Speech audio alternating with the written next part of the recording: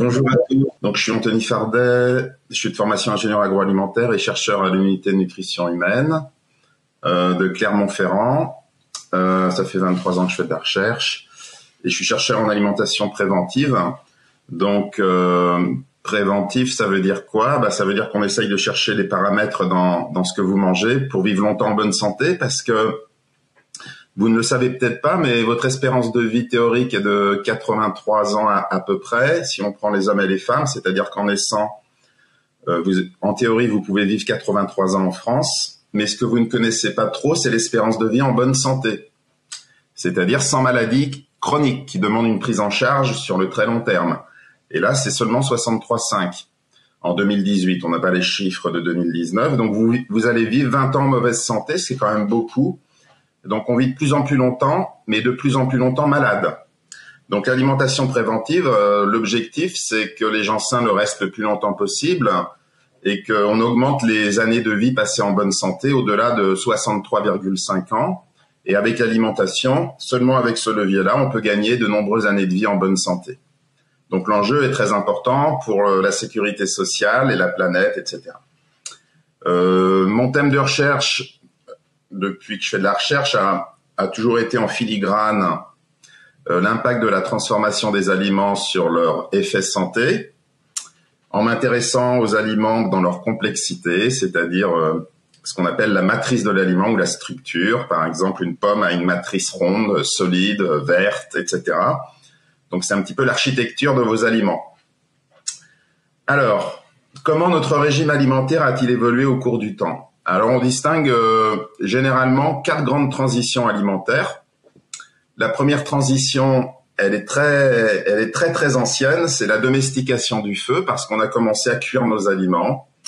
Et certains anthropologues, chercheurs estiment que la cuisson des aliments a permis une meilleure digestibilité, un meilleur apport calorique et une meilleure source de glucose, et notamment pourrait être liée au développement cérébral.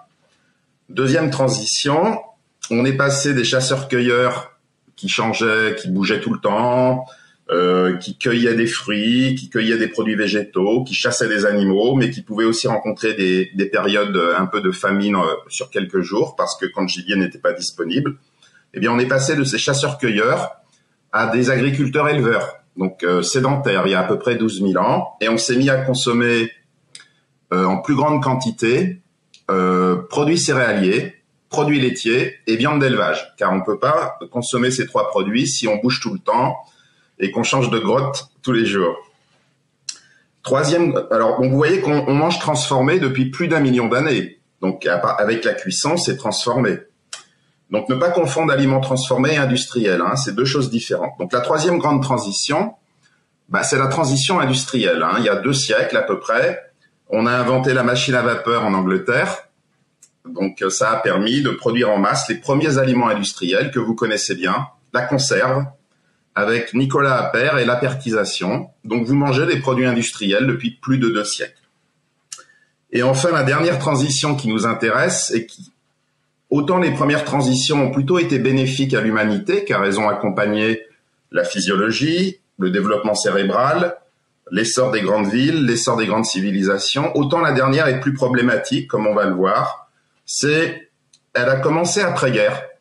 Et après-guerre, dans nos pays dits occidentaux, on s'est mis à consommer massivement des produits animaux et des produits de plus en plus transformés qui ont été suggérés dans les interventions précédentes et qu'on appelle les aliments ultra-transformés. Pourquoi ultra-transformés ? Parce que ce sont des aliments qui contiennent des substances qui sont issues du fractionnement des aliments à l'extrême par des modifications enzymatiques, chimiques, purification, extraction, que vous pouvez trouver sur les emballages des aliments que vous consommez, comme des sirops de glucose, des isolats de protéines, des isolats de fibres, des arômes artificiels, des additifs de texture, etc. Ce sont ça les aliments ultra-transformés. Alors, si vous voulez, parallèlement à l'explosion de la consommation de ces aliments ultra-transformés dans les pays occidentaux, on peut mesurer parallèlement une évolution parallèle des maladies chroniques, c'est-à-dire qui demandent une prise en charge sur le long terme et qui apparaissent au bout de plusieurs années, comme le diabète de type 2, les maladies cardiovasculaires, certains cancers, car tous les cancers, et même majoritairement, ne sont pas liés à l'alimentation, ils peuvent être liés à d'autres choses, le surpoids et l'obésité, etc. Alors auparavant, on avait plutôt des maladies de déficience parce que on mangeait souvent trop monotone. Ça pouvait être le scorbut avec la vitamine C, le beriberi, le marasme, entre autres. Mais ces maladies de déficience sont aujourd'hui remplacées par les maladies chroniques et il faut savoir aujourd'hui que 71% des décès sur la planète, donc il y a 56 millions de décès par an sur la planète en moyenne, eh bien 71% sont des maladies chroniques qui ont 3 causes: une mauvaise alimentation, on fait de moins en moins d'activité physique, donc on est de plus en plus sédentaire, et la pollution de votre environnement avec tous les composés chimiques dans l'air, l'eau, le sol, l'environnement et les aliments.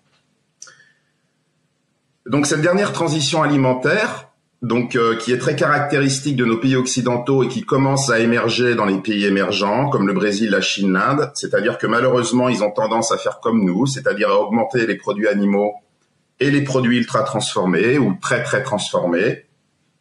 Eh bien c'est délétère pour la santé et c'est délétère pour la planète, car un excès de produits animaux, un excès d'aliments ultra transformés associé à des régimes qui sont peu variés, eh bien n'est pas associé à une santé globale intéressante, c'est-à-dire santé humaine et santé environnementale. Et je terminerai par le dernier point, c'est-à-dire à l'avenir, comment adapter nos régimes alimentaires. Donc ça a déjà été dit, en fait, les grandes idées ont déjà été dites, je vais me contenter de résumer.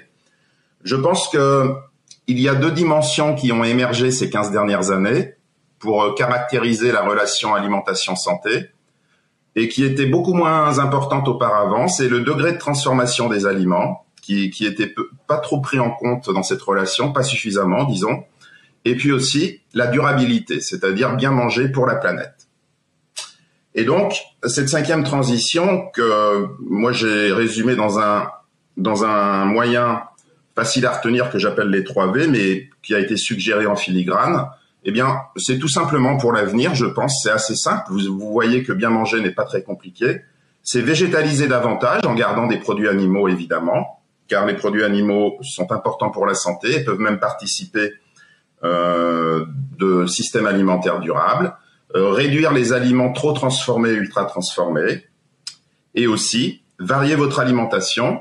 Et vous voyez que si vous supprimez une des 3 dimensions, eh bien ça ne marche plus pour votre santé et la planète, car si vous mangez trop de produits animaux, ça n'est pas viable pour la planète et pour votre santé. Si vous mangez des produits trop transformés, c'est pas non plus très bon pour la planète, parce que, comme il a été suggéré, c'est associé à des procédés de transformation très drastiques, très coûteux en énergie, des aliments qui voyagent sur toute la planète. Et enfin, si vous mangez trop monotone, vous pouvez avoir des déficiences et vous n'allez pas stimuler la biodiversité agricole sur la planète, car si tout le monde mange que des bananes et des oranges, c'est pas très intéressant pour la biodiversité végétale et aussi pour la biodiversité animale. Voilà, je vous remercie.